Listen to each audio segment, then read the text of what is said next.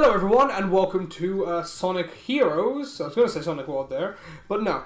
This is Sonic Heroes part 2 of a Team Sonic storyline, and I've been told to be quiet in cutscenes to allow people to listen, so that's what I'm going to do. I will be silent for the next few seconds after the loading screen, so silent. Looks like Eggman escaped into the city. Eggman's robots are taking control of everything! Let's find Eggman and show him the real power of teamwork. Okay, so amazing cutscene there. But basically, yeah, sorry about that. But someone basically told me to, the Sonic clone specifically. Basically, he said for me to, I should be quiet in cutscenes, and it's a good point, though. It makes sense. Because for, like, that one person who hasn't seen the game before and wants to, watch me play it for the first, be their first experience instead of playing it themselves. I mean, I say it's not a good recommendation for, my channel, but, whatever you want to do. And I should embrace all people. So yeah, there's not that many cutscenes in the game anyway, so at least you can have a break from my glorious voice, or my annoying voice, depending on your opinion. So yeah, Sonic Heroes, this is basically Sonic, Team Sonic, and we're taking on stage 4, well 3 and 4 actually, and the second area of the game, the chemical plant area, all like mechanical and fluent liquid and stuff like that, and the pipes and stuff like that. To be honest, there's actually not too much to this stage. The most of the things that comes out of this stage is kind of the appearance and look of it. It's pretty similar to the first 2 stages. The main difference being that like there's these these panels sort of thing that like excel and extend your extend, basically increase your speed. And also, I failed massively in this thing here. Anyway, yeah. So it keeps increasing your speed, but to be fairly honest, there's really not that much point to like it being there, but. Because all it really does is just increase your speed for a bit, and then you're back to normal slowness. But, meh, whatever. I guess another cool thing about this stage is, as I was saying, like the look of it.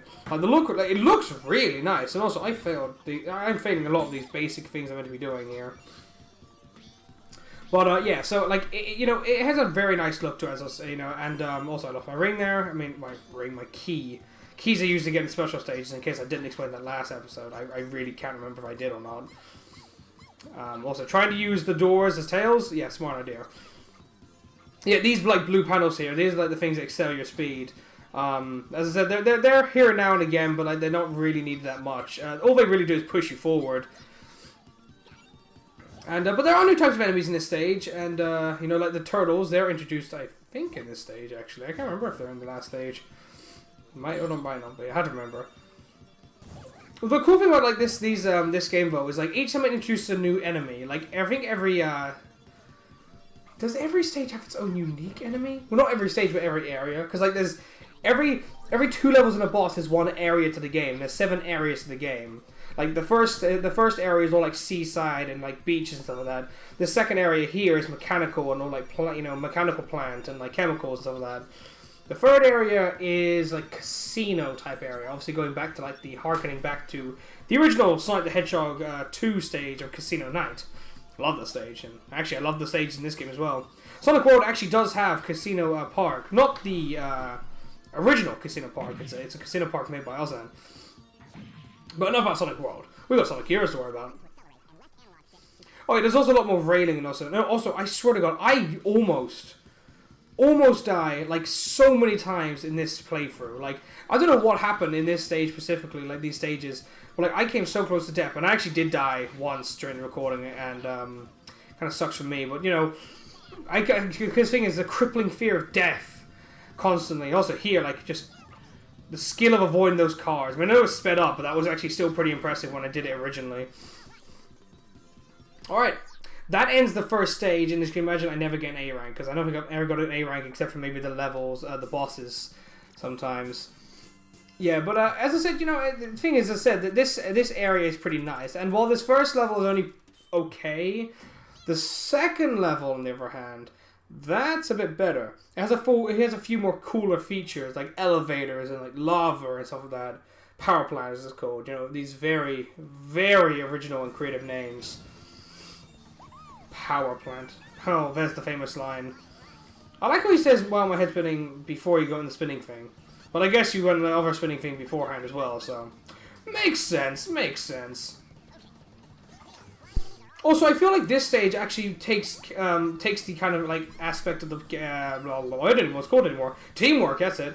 It takes the aspect of teamwork a lot more than it did in the first two stages. Like you got to use all the characters a lot more differently. Like you got to keep switching between them constantly instead of like in the first couple stages where like only really when it told you did you have to switch back to like each character. But like in this it's like more like just all the time. Like all the characters use like their different abilities. I think it's the thing is that oh goodness, there's texturing there. The thing is that like in this game is that like half the time it tells you that it tells you like what like you should use, but then there's most of the time it actually tends to leave you to your own devices. But I guess it's kind of a strength and a weakness of this game, where like the thing is that like in the early stages it tells you the stuff, but the weakness is that later in the game it also tells you what to do. I mean you can't win but whatever. Still, game's pretty great anyway. I tried to like dash at this pole and I remembered I had to spin it. Smart me, smart indeed. Did I don't actually know. Did I explain the leveling system last time? I think I did. Yeah, no, I did. The thing is, I'm gonna think because all I ever think about like in the first few episodes of a series is like, did I explain all the mechanics? Also, that was just annoying. Like, I missed that, like, outright. I was just at the end there, and I could have, like, gotten back. But nope. Also, here I thought, like, I couldn't get up right. I was like, oh, screw it. So I came down here, and I was like, yay. And then I realized, oh, whoops. Oh, and here's the elevator I was talking about earlier. So this is one of those elevators, and basically they're, oh, almost died there again, actually. I don't know why I got scared. I know I wasn't going to die there. Why did I think I was going to die? Anyway, so yeah, so basically, like, these kind of elevators, they're pretty cool, actually. Because you can't quite see what's coming above you, but you can fly up slightly to try and get a view of what's above you. And sure, while, normally, it, what was I? Oh, right, of course. Yeah. I couldn't remember what keys I'd set on the keyboard to be the camera controls. So I literally had to change the camera myself using, like, the walls back there. Kind of awkward. I mean, to be fairly honest, I think it would have been better if the camera turned to like face the wall out like initially, and then like if you want to, you can move the camera yourself because obviously you want to go towards the exit. You normally would anyway. Also, this key I now have, I will lose that key, but don't fret because I actually do get the key and keep it this time. Yeah, so you see, I just lost it, but not this key. There's another key later in the level. And it's a good thing too, because the boss of this area is pathetic. It's a team boss. If you played Sonic World, it's a rival boss, basically. But they are pathetic in this game. Like, in Sonic World, they're pretty easy, but, like, it's seriously terrible in this game how easy they made it. To be fairly honest, they could have made it a lot better. Like, I think in Generations, they did, like, the rival battles much better. Like, they were, like, one-on-one sort of things, where, like, they had actually good fights. But in this game, it's like literally fighting yourself. It's really pathetically easy. But what are you gonna do? I mean, not all the bosses are gonna be robot bosses, but can win every single one. Also, I wanted to do that whole ring thing there, but like I feel too afraid to fall off this elevator and die because the edges are not secured and you can actually fall off and die in this. I think one of the coolest things about this elevator kind of thing is you can actually fly up, right? If you can see the image, you can actually kill them before you get to the blocker. And thus, you can actually destroy the blocker before even getting to it. If that made any sense at all. I probably just gibberished on there for a second there. So we're coming near to the end of this stage. There's another section going on here. And then after that, we get to the lava rising section. Which is probably my favorite section of this stage. It's pretty cool.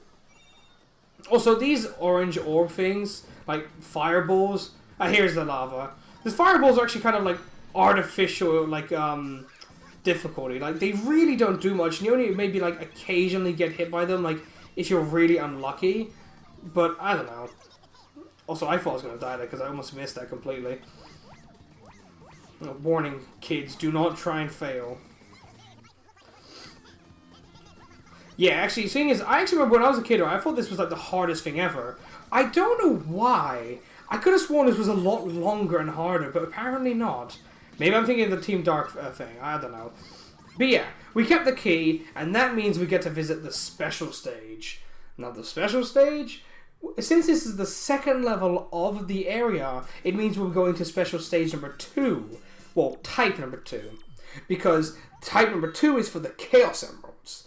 If you get a key in the first stage of an area, you actually get to go to a bonus round.